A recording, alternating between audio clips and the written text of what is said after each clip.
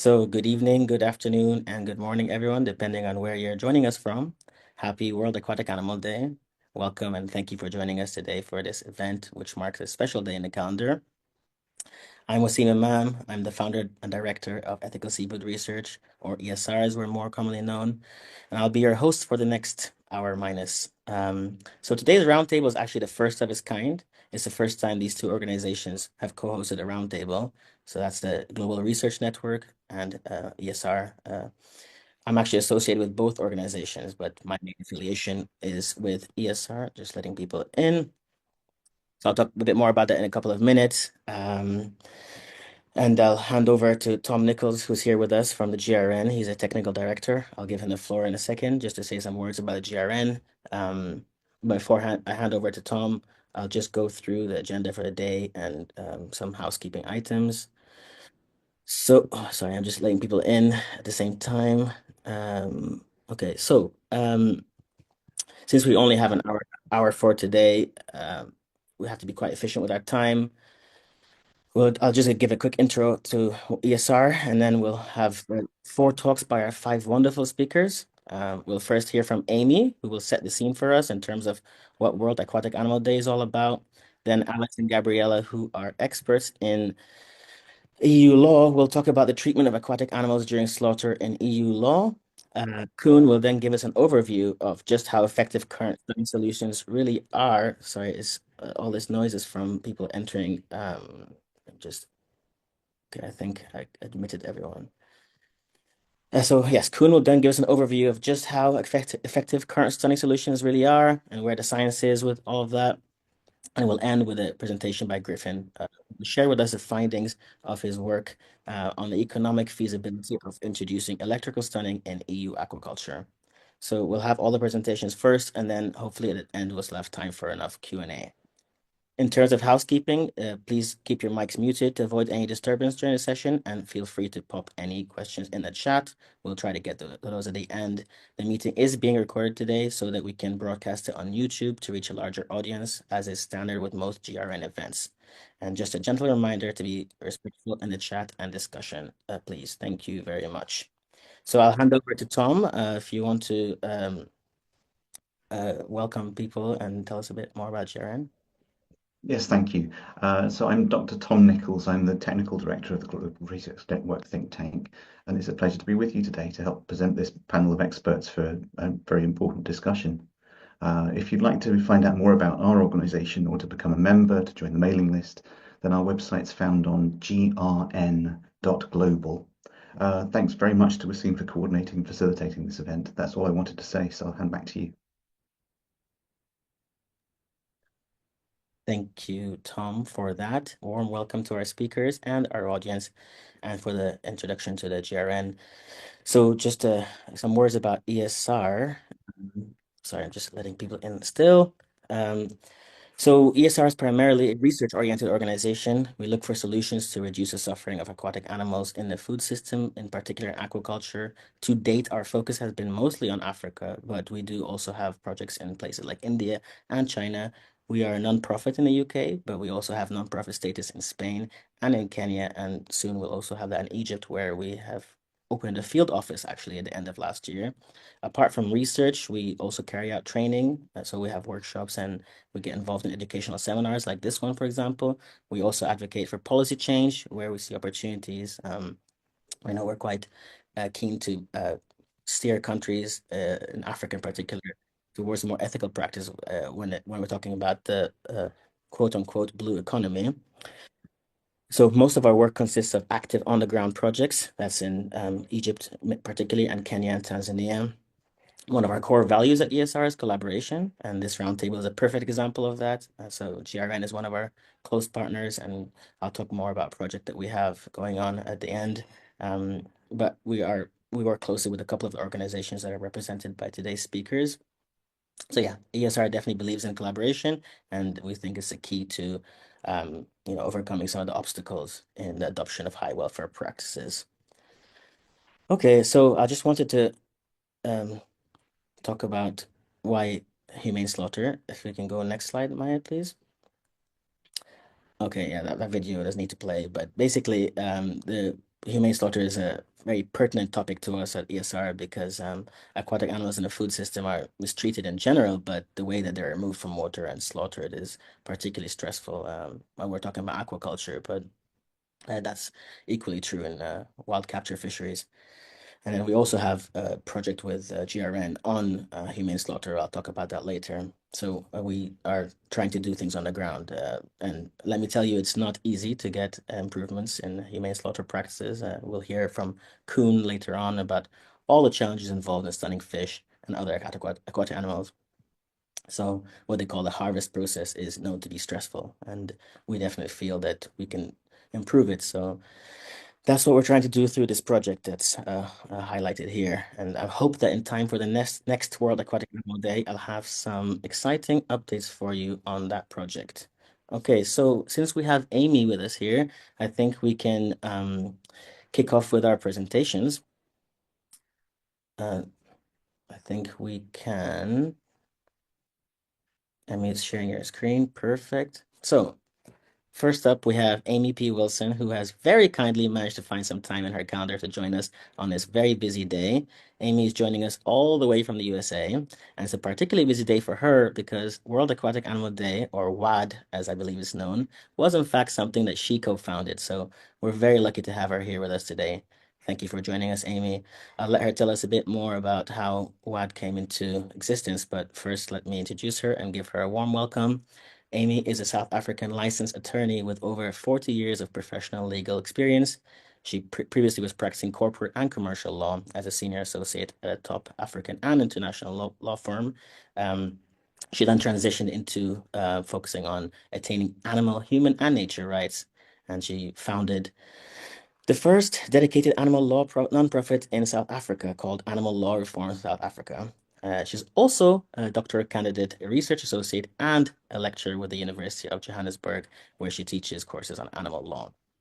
And among her long list of past experiences, just admitting more people in, um, Amy also focused on aquatic animal law during her time at Lewis and Clark in the US. Welcome, Amy. And the title of Amy's talk is Swimming Towards Compassion, Legal Protection for Aquatic Beings.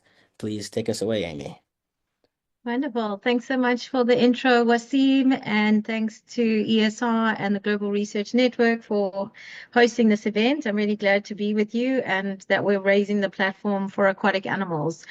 So I have just a very short presentation today, which I'm hoping to kind of situate the idea of how WAD came about and also just discuss in general the need for it. So by now, hopefully, you know, WAD is World Aquatic Animal Day, and it's an annual day to raise awareness every year on the 3rd of April about these often forgotten and mistreated non-human animals. It's also about celebrating their lives, recognizing that they have capacities, uniqueness, and intrinsic value as individuals. And that's in addition to the other values that they have. We tend to focus on the economic value. Wasim just mentioned the blue economy, but they do also have individual lives and intrinsic value, and they are deeply spiritual and culturally relevant for many people. It's also a call to action to protect them, whether this is through education, through law and policy, as we're going to be talking about today, outreach, and other forms of advocacy. So I just want to do a shout out to Kathy Hessler, who's the Dean of the Animal Legal Education Initiative at George Washington, because her and I came up with this idea a couple of years ago. It's in its 6th year now, and really it's gone global, which is really exciting because that's exactly what we wanted to do. But why? Why did we decide that we needed a WAD and a dedicated day?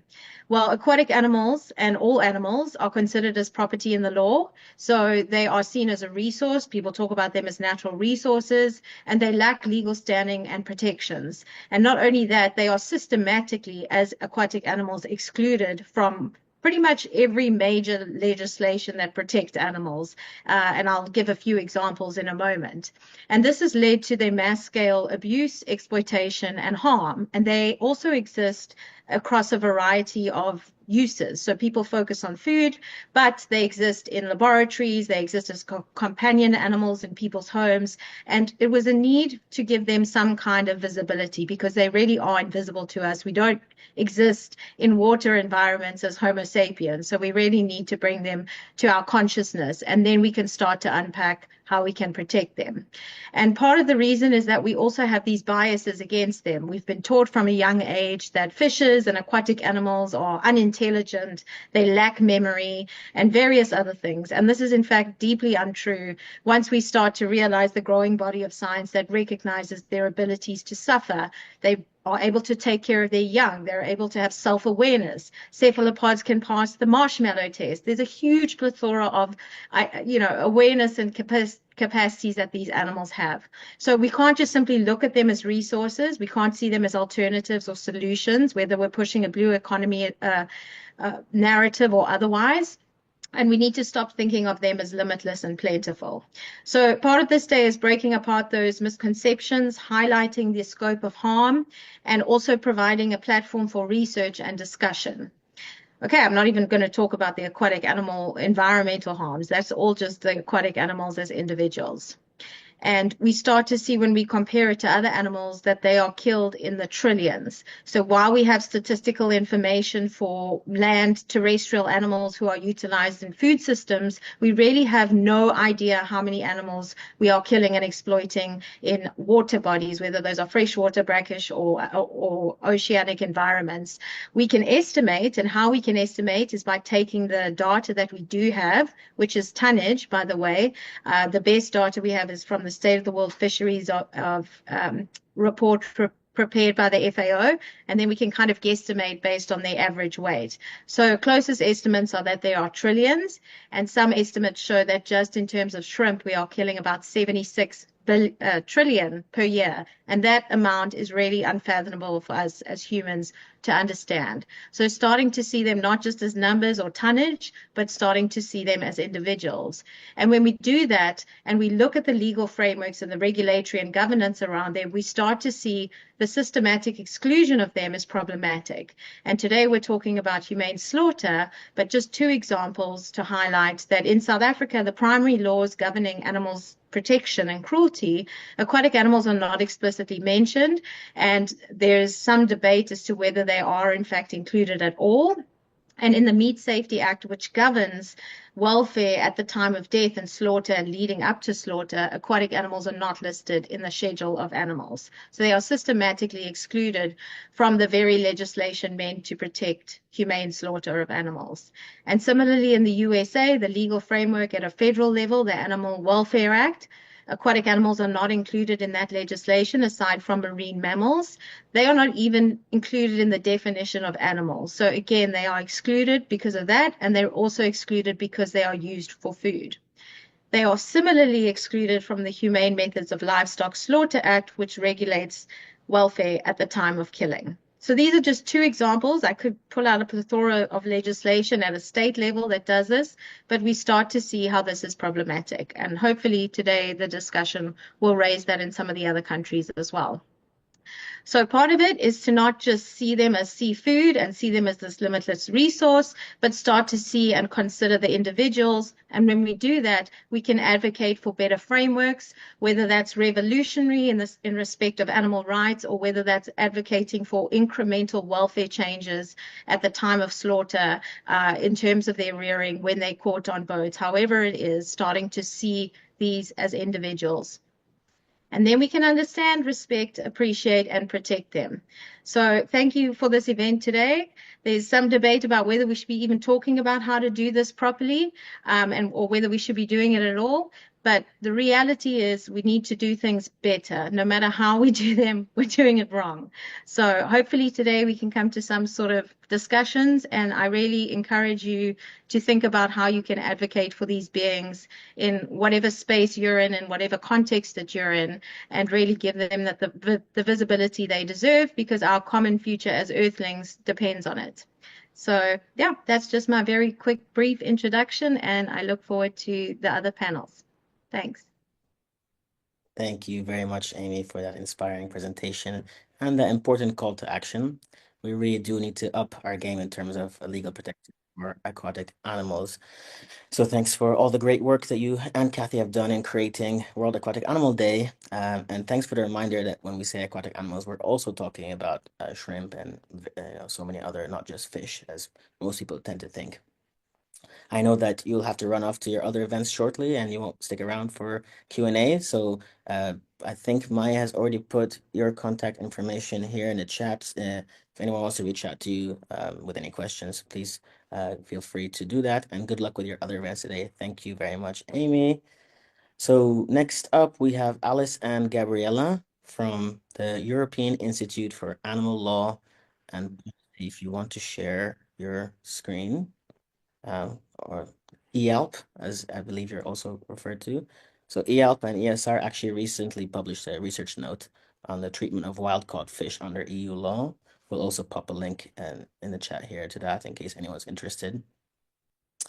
To introduce both our speakers, Alice Di Concetto is the Executive Director and Chief Legal Advisor at the European Institute for Animal Law and Policy. She's also a lecturer in EU animal law and ethics at Sciences Po in Paris, where she graduated herself with a master's in law back in 2015.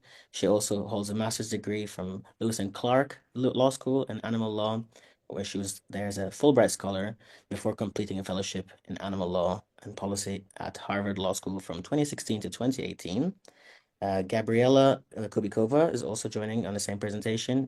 She's a policy advisor also at EALP, let's say, and she's a lawyer by training, having previously advised the Brussels office of Compassion World Farming from 2021 to 2024.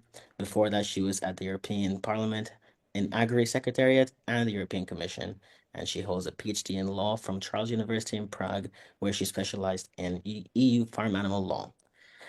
Their joint talk is entitled The Treatment of Fishes During Slaughter in EU Law. A warm welcome to both of you. Thank you for joining us, and please take us away.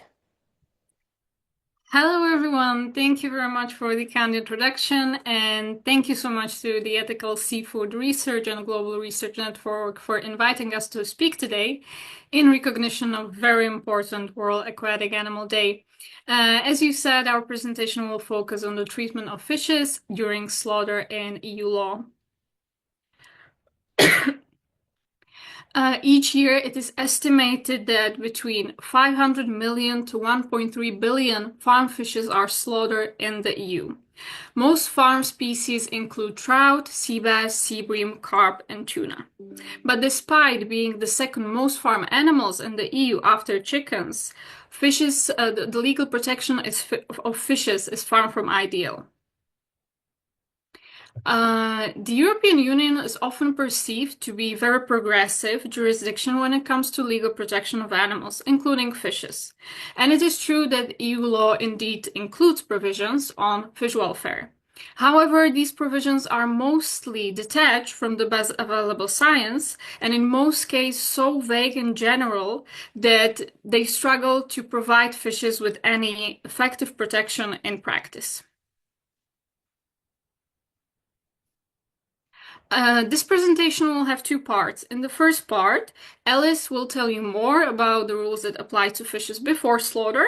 And in the second part, I will focus on the treatment of fishes at slaughter in the EU. All right. Thank you, Gabriela. So, before we dive into the specific rules that apply to fish at slaughter, let's turn to first, EU constitutional law, since the EU is one of the few jurisdictions around the world to recognize animals as sentient beings, and also, perhaps most importantly from a legal perspective, to impose on the Union and the member states to take into account the welfare requirements of animals in the formulation and implementation of EU policies, including fisheries policies and including agricultural policies. And actually, the recognition of animal sentience is consistent with the best available science. So if you look at the scientific opinions by the European Food Safety Authority, the European Food Safety Authority is an independent EU agency that advises the EU institutions, and most particularly the European Commission, on anything related to animal welfare science. And so EFSA has recognized in at least two scientific opinions that fish were sentient. So in a scientific opinion from 2009, EFSA found that there was some evidence for neural components of sentience in some species of fish. And of course, now we know that it actually is the case for all fishes and all species of fishes. And back in 2004, the EFSA also found that effective states of pain, fear, and stress are likely to be experienced by fish. So if you look at the EU regulatory framework when it comes to farm animal welfare law, there are 7 pieces of legislation. So just a comment here that there are 2 types of EU legislation called directives and regulations. And despite their names, directives and regulations are both binding to the member states, to EU citizens. So if you look at the 7 pieces of legislation, there are actually 3 that cover fishes. So it's not probably different from US federal law or South African law. We have legislation in the EU that do include fishes in their scope. But of course, and sadly, there are significant limitations to the protection of fishes in those statutes. So first off, you'll notice that there's no species-specific legislation applicable to fishes. We do have species-specific legislation for some terrestrial animals, such as egg-laying hens or pigs, but not for fish.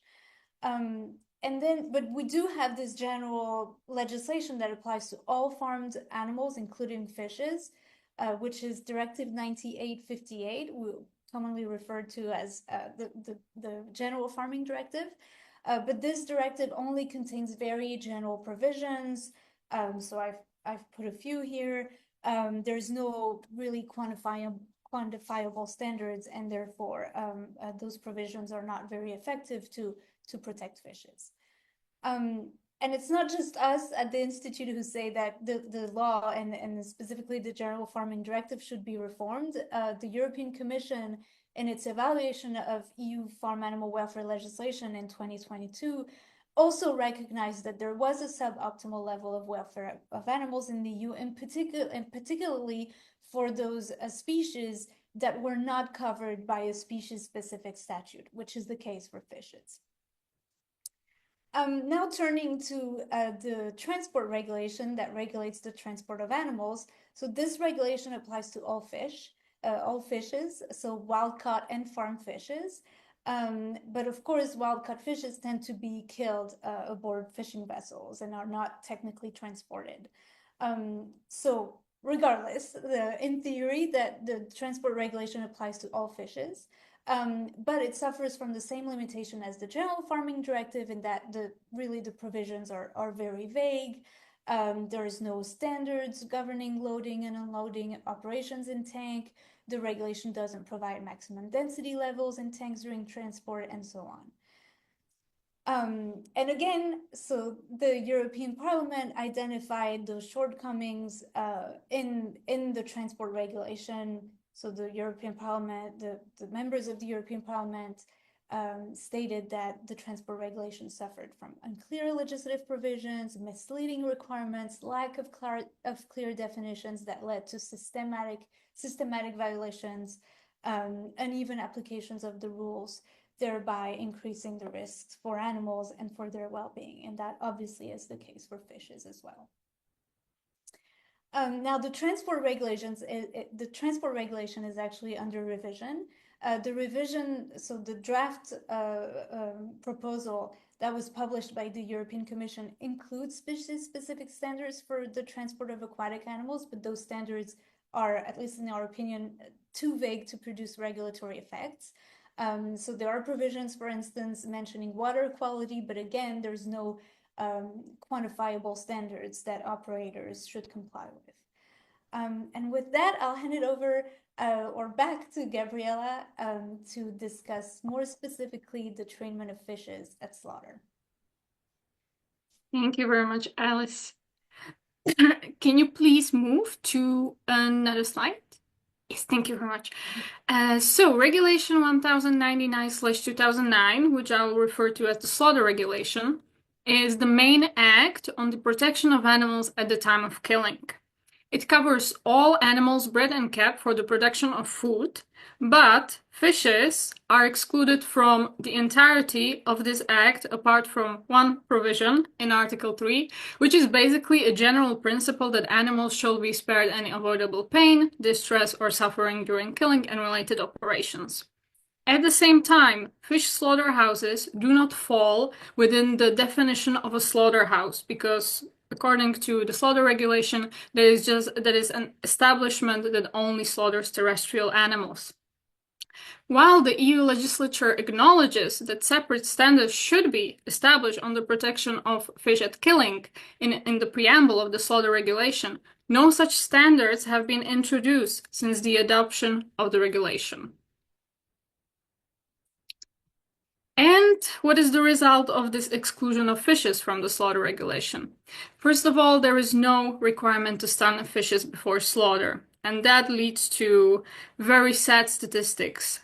In the EU, less than 10% of carps and less than 5% of sea basses and sea breams are stunned before slaughter.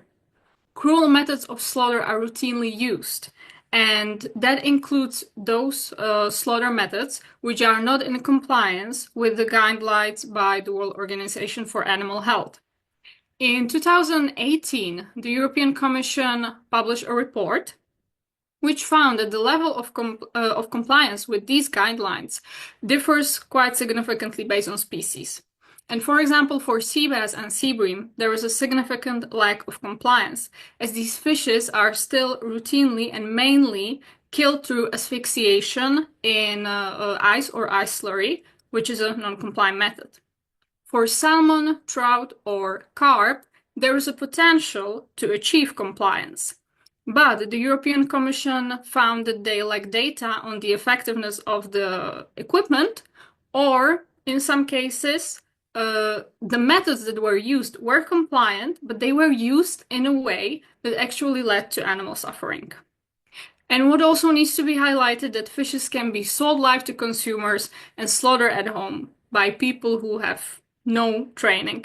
This is very common in Czechia, Slovakia, or Poland around Christmas time, when carps are sold on markets, brought by people home, kept in bathtubs for a few days, and then slaughtered, which of course further jeopardizes the welfare of these animals.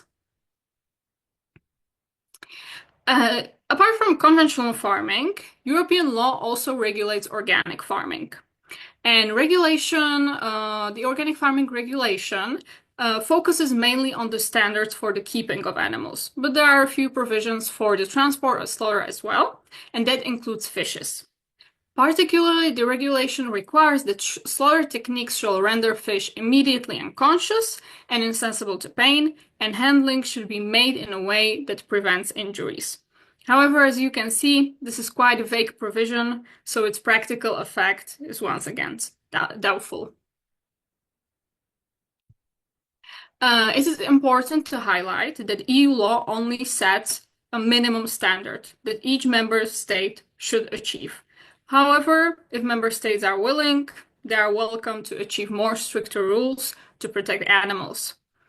We can give you a few examples. For example, in Germany and Czechia, legislation requires stunning of fishes at slaughter.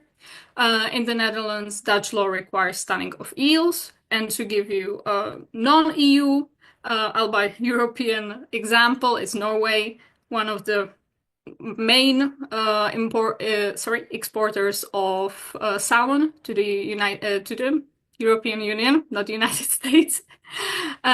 Norway requires stunning of fishes at slaughter and only requires only allows certain stunning methods. For example, the use of CO2 is prohibited, and the same also goes for emergency killing. Animal welfare legislation in the EU should be science-based. And the slaughter regulation explicitly says that there are no recommendation of fishes because there is a need for more scientific research and economic analysis. However, a few months before the slaughter regulation was published in the official journal, EFSA, which is the advisory body that Alice mentioned earlier, published 8 scientific opinions on the welfare aspects of slaughter of the most farmed fish species and identified 3 main hazards: handling, quality of water in the holding tanks or pens, and stunning and killing methods. These 8 scientific opinions included recommendations, some of them, for example, not to use methods such as live chilling in ice water slurry. However, in the 16 years since the adoption, they have not been implementing in the slaughter regulation. In 2020, the European Commission adopted the Farm to Fork strategy, which was basically its flagship policy that included a set of measures and actions to contribute to a more sustainable food system in the EU. And animal welfare was acknowledged as a part of the concept of sustainability.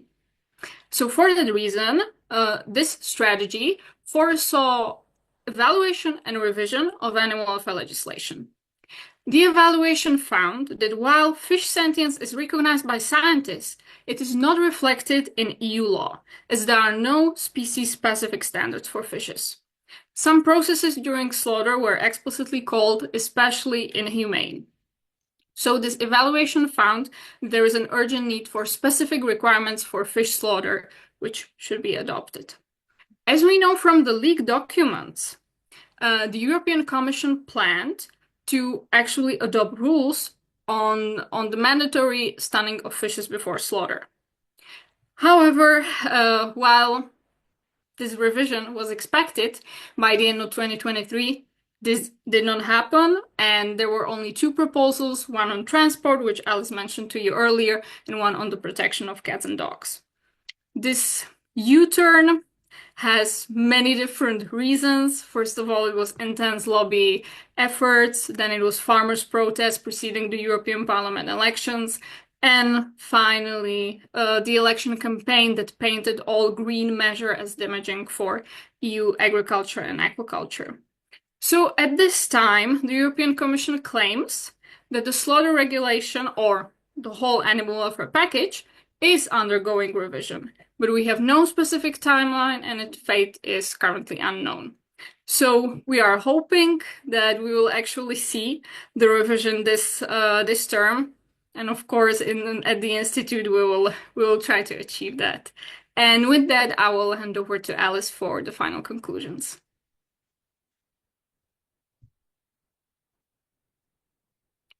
Alice, unmute yourself.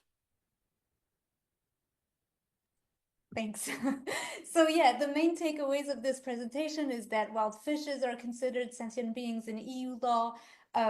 Wild fishes are excluded from virtually all pieces of EU animal welfare legislation, either because they're not covered in the scope of animal welfare laws, or because when they are covered in the scope of animal welfare statutes, no specific provision actually applies to fish. There exists more rules on the slaughter of fishes in the EU organic regulations, but again, those provisions are too vague to produce any tangible regulatory effects. But we've also seen that in some member states, there are stricter rules on fish welfare, particularly at slaughters, such as in Czechia or the Netherlands. And sadly, perspectives on reforms are limited at the moment, since the future of EU farm animal welfare revision is uncertain. So I'll conclude by saying that I'll skip that because Wasim kindly mentioned the research note that we worked on together. And I'll just say that we have a newsletter, so please subscribe. It's free. It provides all the latest updates in EU animal law and policies, so please don't hesitate to subscribe from our website. Thank you so much, and we look forward to your questions or comments. Thanks. Thank you very much to both of you for that great presentation. It's really nice to always see the updates in EU law and policy and how things are going, and we really do hope to see the revision of the animal welfare legislation this year. And we want to see the EU doing a lot more in terms of, humane slaughter of aquatic animals. I have a number of questions myself, but maybe I'll keep them until the end if we have time. So now that we've covered the legal framework, well, the absence rather, let's say, of a legal framework for humane slaughter of aquatic animals, we can move on to the technical aspects of stunning, and we'll look at just how effective current technology is for humane slaughter. Koen, do you want to share your? Yeah. Yes. To give us an overview, we're grateful to have Koen here with us, Koen Van Pelt, who has taken the time out of his very busy schedule to join us. He has a background in maritime engineering, and he's currently undergoing incubation with charity entrepreneurship run by Ambitious Impact. That's why he's so busy these days. He spent the last year and a half researching electrical stunning machines, so he's become quite knowledgeable on the ins and outs of how they work. He actually has a really nice report on that we'll put in the chat shortly. So he also was working on starting his own charity in the Mediterranean to promote the electrical stunning of farmed sea bass and sea bream. And he spent some time learning all about how these machines work. And that's the report that I mentioned. And over to you. Your talk is entitled "How Effective Are Current Stunning Solutions?" A warm welcome, and the floor is yours. Thank you, Wasim, for the introduction. Just a quick check. Can you see my slides? Yeah, that's perfect. Yeah. Okay, thank you. Yeah, thanks for the introduction, and thank you, Wasim and the Global Research Network for hosting this. So as Wasim mentioned, I have a background in maritime engineering. I'm going to be giving a short talk about the efficacy of aquatic animal stunning. Wasim already gave a short intro, so I'll quickly touch upon that. I previously tried launching a charity to promote electrical stunning for sea bass and sea bream in Mediterranean. After that, I spent quite some time researching these systems because I found them very interesting. I think there could be a very interesting intervention to help animals and fish. And since then, I've joined an incubator to try to launch a new charity, and I'm going to be trying to launch a new charity in Southeast Asia, focused on improving the lives of fish there. What I'll talk about today, I'll first give a quick overview of the stunning practices that currently exist, mostly looking into electrical and percussive. Then I'll go into how we actually measure the efficacy. How do we know if a fish is actually unconscious? And then I'll go into what the current evidence actually shows. As a quick background, I guess this has already been mentioned, but why this matters, slaughtering without stunning can lead to extreme suffering for fish. Most fish are either suffocated or chilled to death, which is often very slow and painful. One example for this is that sea bass and sea bream can stay conscious for between 5 to 40 minutes if they're being killed without stunning. Just looking at the numbers, if we only look at finfish, combining both the farmed and the wild caught, there's roughly 50,000 finfish being slaughtered every second. And if we then look at how much each of them suffers during this, I think this is a really big problem. And effective stunning could massively reduce this suffering. So that's why I wanted to talk about that today. So I'm diving straight in with how stunning actually works. I'll first go into electrical stunning. After this, I have a slide on percussive stunning. There's also some other types of stunning, such as chemical stunning or gas stunning. But these two are the main focus of the presentation, as these are also the only ones that are actually being used right now. So electrical stunning, there's currently two methods for this. On the top, you see dry electrical stunning systems. They're quite simple. Fish get out of the water, they're being dewatered, and then they go into a conveyor belt. This conveyor belt moves forward, and at some point, these fish make a contact between electrodes that are hanging above the conveyor belt, and then a current passes from these electrodes to the conveyor belt, which runs an electrical current through their heads, and they get stunned. On the top right, you see one of these systems. This is the system that's currently being built and sold by Optima. This is a shrimp stunner, but there's also some other companies, such as Smilfish, making them in Turkey.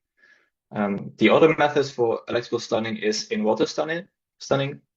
This works the same by passing an electrical current through the heads of the animals, but in this case, the animals are still submerged. They go through a pipe, and on both sides of the pipe, there's a metal plate that provides an electrical current through the water, and this also stuns them just like the dry electrical stunning system. On the bottom right, you can see one of these systems as it's currently sold by Ace Aquatech. In this case, also one for shrimp, but for finfish, it looks the same. It's just slightly bigger. Then the other system that is currently being used and sold is percussive stunning. This is very similar to what people do in the recreational fisheries. So it's basically just hitting the fish on the head with a very hard blow, and this renders them unconscious. Most available systems work by first aligning the fish under a percussive piston to make sure that the fish are being hit in the right location. As you can see on the left, and on the right you see one of these systems as built by Bader. These are currently mostly used for salmon in Norway or Scotland, and these systems are quite a bit more expensive and also larger than electrical stunning systems that I mentioned before. Okay, then how do we know if a stun is effective?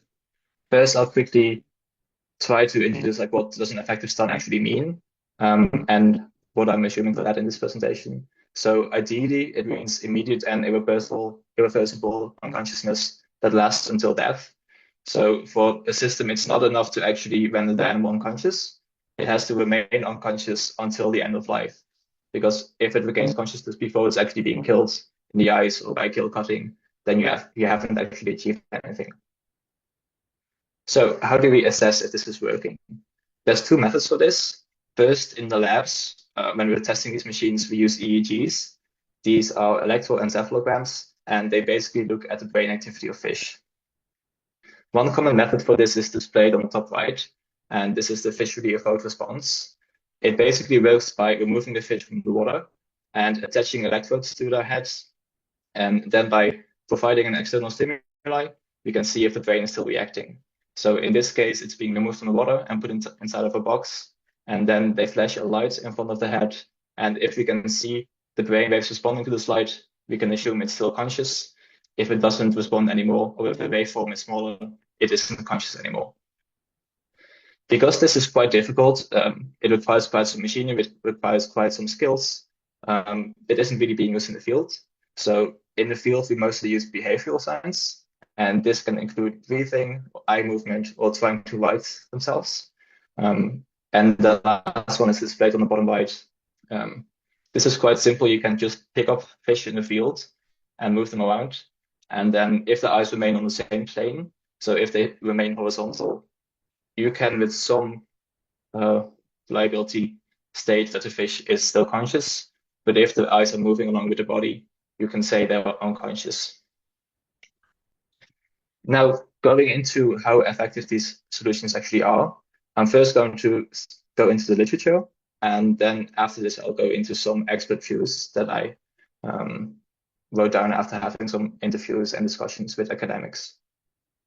So looking at the literature, I have to say I was quite surprised by this. It isn't looking great for stunning. So firstly, one thing that's coming up over and over again is that these behavioral signs can be quite misleading. It can happen easily that these fish may appear unconscious, but when they actually hook them up to an EEG, they aren't actually unconscious. Also, looking at how effective these systems are, they show very mixed results, especially for the electrical stunning machines. It is quite common that these fish recover before they actually die. And even if everything is going perfect, the effectiveness is often around 90 or 80%. It's never close to 100%. But then when we actually transfer these systems to the field, it's usually even worse. This can be for a wide range of different reasons. And often it's just that the methods aren't being used well. So in the lab, they often have only a small number of animals going through them. They can make sure that all the settings are optimal and that it's being used correctly. In the field, this is often just not the case. But there's also some other problems that seem more difficult to solve. So for example, if you're using these in water systems, it's quite difficult to actually use the right voltage because the water conductivity can change a lot. And you cannot really predict which settings you need for which location. They also, the research also shows that percussive stunning seems to be a bit better than electrical stunning. However, these percussive stunning systems are much more tricky to actually scale up. They work really well for bigger fish, such as salmon, but when you try to use them for sea bass or sea bream or other small fish, it's very difficult to have them do a lot of fish at the same time, which can really influence how much influence the operations of a fishing vessel or an agriculture facility. And then also a lot of research finds that the timing really matters. Quite often there's too much delay before the killing. So there's too much time in between the stunning and the killing, leading to the fish regaining consciousness before they're actually dead. Then going into the expert views. So this is based on a couple of discussions I've had with the academics who have been publishing these studies. I've talked to a wide range of academics. Some of them are more positive, some are more skeptical, but in general, most seem to be quite skeptical. There seems to be some common agreement that at least what the current stunning companies are saying about the efficacy is a pretty big overestimate. Some of them even mention that their systems have 100% efficacy on their website, and that's basically impossible. Even for most land animals, we aren't reaching that percentage. And then it also shows, again, that percussive stunning looks more promising, at least in the labs. There haven't been many studies actually looking at how well these work in the field. And then going into disagreements within the experts, there is a very big disagreement in how to interpret the difference between these behavioral indicators and these EEG data or these brain scans. So there are a couple of researchers who say that we can only go with these EEG scans, and the result of that is that they are way more skeptical about the effectiveness of stunning, often saying that it's sometimes even embarrassing how well they work in the field. But then some other researchers who say that EEG is way too conservative, and who think that behavioral indicators are a very good proxy for consciousness, they seem to be much more optimistic. But then those researchers are also often working together with the people that make these stunning methods. So I don't really know how to value those different opinions. Then the overall conclusions on effectiveness, I've tried asking all of them if they could give me a percentage on how much percent of the animals actually going through one of these systems are still unconscious when they're being killed. And they wouldn't really give me this percentage, but based on this talks I had with them, my best guess is that it's somewhere between 40 and 80%, which I think is really bad. I was quite shocked by this. It is very difficult to put a number behind this just because there's also not that much research. I should also note that the industry representatives tend to be much more optimistic, but when actually asking them about what this is based on, they never have studies actually using these EEG methods, and they only use these more basic methods based on behavioral indicators. So where does it leave us? Stunning of aquatic animals is not perfect. It's not even close. If you compare it to the current situation with land animals, for which it's quite often close to 95% or maybe 100, there's a very big difference. But I do think that even imperfect stunning can still reduce the suffering a lot. Just because we're talking about so many animals, there's so much suffering. And I think that if we have a scenario, and let's say it's like 50% of the animals get stunned correctly, 50% don't get stunned correctly, which is, I think, quite conservative. I'm not sure if that's correct. But then for this 50% that do get stunned, you are removing suffering on a time scale of 10 to 20, 30 minutes. Whilst for the other 50%, you might be adding a little bit of suffering by electrocuting them, but that's only on the time scale of seconds. So I think overall, it's still a good thing to push for. However, there should be much more research into how to actually improve them. Based on that, I also want to advise that we need much more researchers in this field. Currently, only 5% of finfish worldwide are being stunned, and we only have some research into the most farmed fish, but there's hundreds of types of different fish around the world. We don't yet know how to stun them. And if we know how to stun them, we don't know how to effectively do this. And as a last note, I also want to say that 2 of the academics mentioned that many researchers in this field are closing in on retirement, and there's not enough people entering the field to actually replace them. One of them mentioned that there's maybe 10 to 15 people in the world who can do these EEG measurements. So if there's anyone out there in this meeting who might be interested in looking into this, please reach out to me. I might be able to connect you, because I think it would be extremely valuable to have more people looking into this. That's it. Thank you for listening. If there's any questions, please feel free to reach out to me. And yeah, thank you. Thank you very much, Koen, for that great overview of the current technology of how to stun aquatic animals. It definitely does require a bit of studying to really understand just how everything works. And but thank you for breaking it down for us so expertly. And like you said, there's so much debate about whether stuns are effective or not, and sometimes we don't even know if we're doing things right or making things better. But I think somehow an imperfect stun is still likely to be better than nothing, as long as we're not immobilizing and like torturing fish, aquatic animals, sorry. And that's exactly what we've learned in Egypt, for example, that, we were hoping to bring in electrical stunning, but then we realized that actually guaranteeing that we have enough ice to, carry out the slaughter part is not enough. So now we're thinking, okay, how do we improve the ice part of that? So it's a big challenge, definitely. And I think not enough people are aware of that when they're pushing for, humane slaughter. There are challenges there. So we do need to know what we're talking about. I had no idea that you were starting your own charity on fish in Asia or aquatic animals, but very excited to hear that, and I'll be keen to see how you get on, and best of luck with that. Thank you. Okay. Yeah, thank you again. Yeah. So we're on to our last presentation of the day. We looked at the legal aspects, and now we've heard about the technical aspects of humane slaughter. So what about the financial side of it all? Is it economically feasible to ask those that work with aquatic animals, like the producers and so on, to bring in humane slaughter technologies? To help answer that question, we have Griffin Carpenter here with us today. Griffin is an environmental economist, specializing in the impact assessment of European policies. He has assessed policies in the domains of capture fisheries, aquaculture, electric vehicles, and the exotic pet trade. It's quite a diversity there. And he is currently working as an independent consultant based out of Brussels. I actually attended a talk that he gave at a recent Intergroup for Animals meeting in the European Parliament and on this topic, and I found it very interesting. So I asked him if he would mind sharing his work with us today, and I'm really glad he agreed. So thank you for joining us. The title of his talk is Stunning Results in EU Aquaculture, an Economic Feasibility Assessment of Electrical Stunning. A warm welcome to you as well, Griffin, and the floor is yours. Great. Well, thank you very much for that introduction. Thanks for the invitation to speak today. So there you have it. The title's on the screen. We're looking at whether a legislative requirement for effective stunning, which for the species we're looking at would be electrical stunning, whether that would be economically feasible. So just a little bit of context. Much of this has been covered in the previous presentations.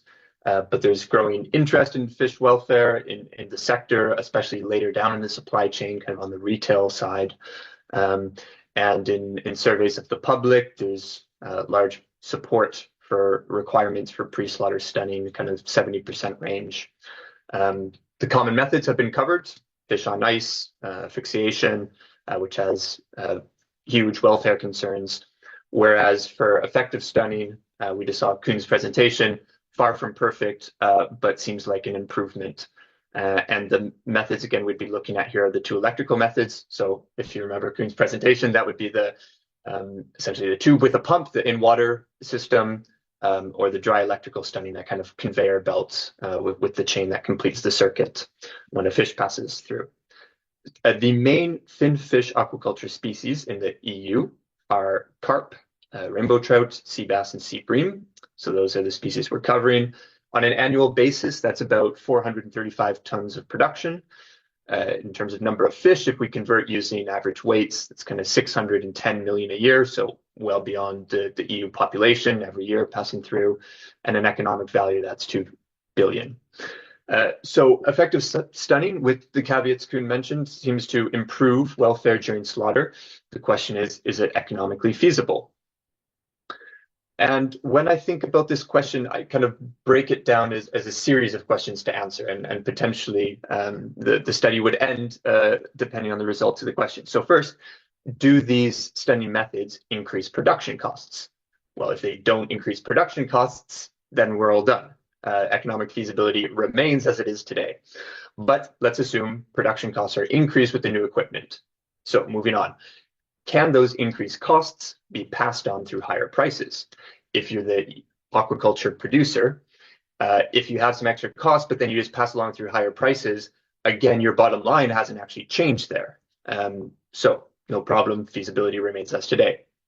Let's assume they can't pass on all the costs. Moving on, any remaining costs that they couldn't pass on, can those be absorbed by their bottom line? Are there already profits in this industry? Is there already some headroom in which aquaculture producers could absorb those costs as a part of doing business? And based on the answer to that question, we can finally say, what do we know about economic feasibility for this sector with these technologies? So we're actually in an okay position here to answer these questions. The Joint Research Center of the European Commission every 2 years collects a survey of aquaculture producers, and they ask them, what was your turnover, what were your labor costs, what were your energy costs, etc. So we actually know quite a lot about the economic state of these businesses. And it's broken down by sector. It's not every single business that have confidentiality issues, but we'd break it down by sectors or segments. So there's 17 different segments of interest to us here. An example would be a combination of a species, a country, and a production type. Carp, raised in large ponds in Poland. That's one little sector, and we know their economic data. Of the 17, 16 are currently profitable. And actually, the margins are pretty decent. So 11 of those 17 have profit margins above 10%. So this will be quite relevant later on when we're looking at feasibility. We also have data on the cost of stunning equipment. As Koen was just showing, some of it exists, it's in use, so we know how much the costs are. Put all together the system, it's kind of 220,000 euros. You don't pay that every year. You buy the equipment, let's say a 10-year depreciation, so we're looking at costs about 26,000 a year.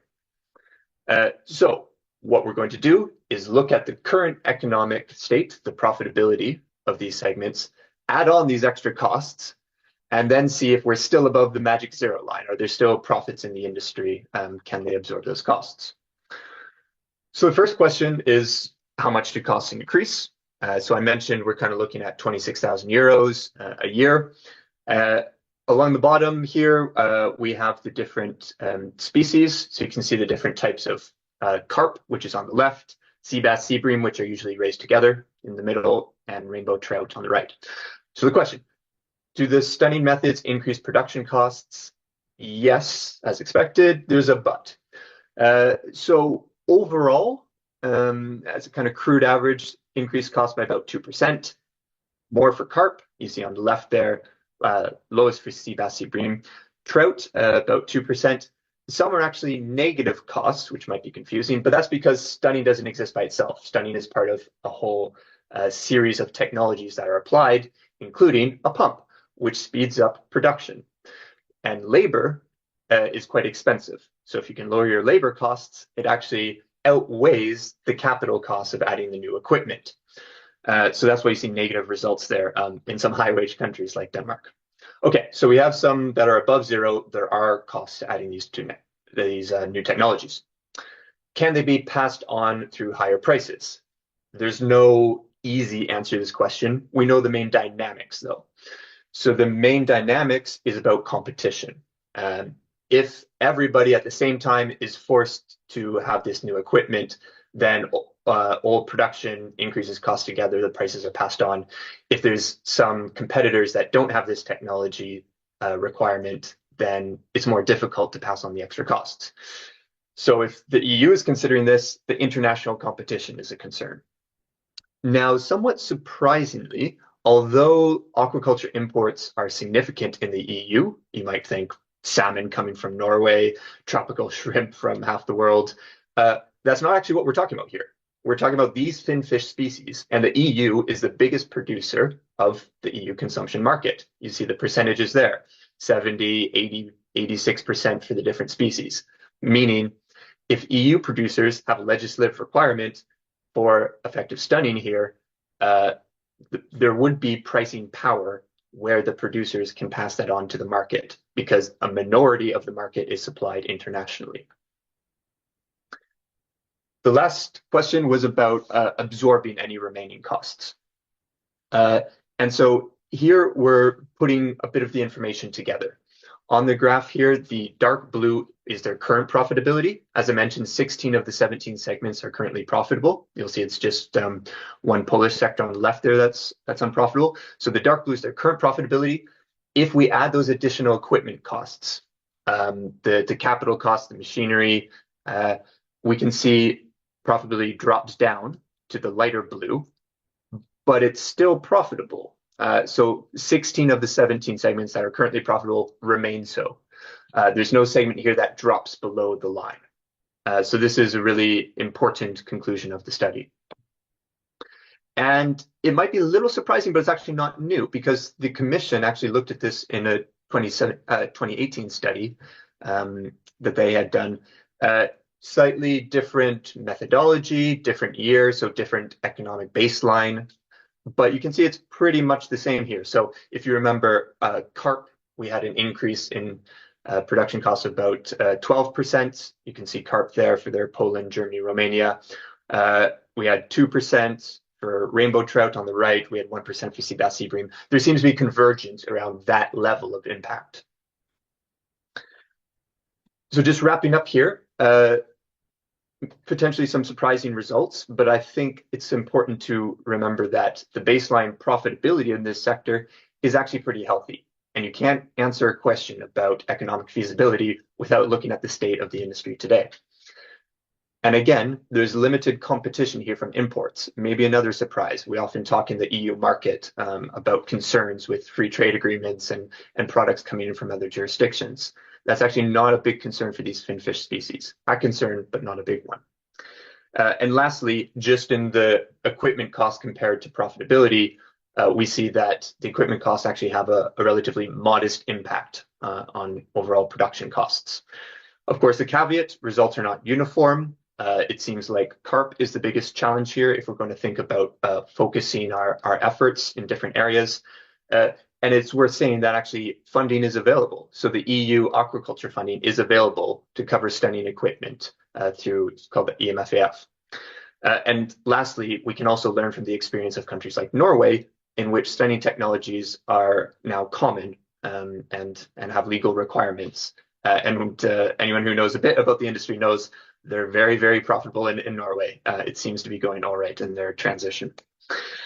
So just wrapping up here, thinking about the kind of the role of economics in the discussion we've been having today. I think there's some key economic arguments that can be used here about product quality, about future proofing for potential standards that might come in from retailers, for example.